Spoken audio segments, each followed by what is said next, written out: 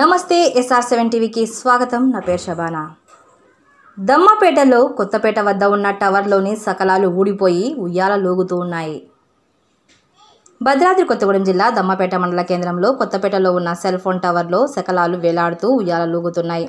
ఎవరి మీదన్నా పడితే పరిస్థితి ఏంటి అని ప్రజలు ప్రశ్నిస్తున్నారు. టవర్కు సంబంధించిన యాజమాన్యం మరమ్మతులు చేపించాలని కోరుకుంటున్నారు. ఎవరి మీదైనా జారి పడితే ఏంటి పరిస్థితి అని ప్రజలు భయభ్రాంతులకు గురవుతున్నారు. Reporting SR7 TV news reporter కారం నాగేంద్రబాబు.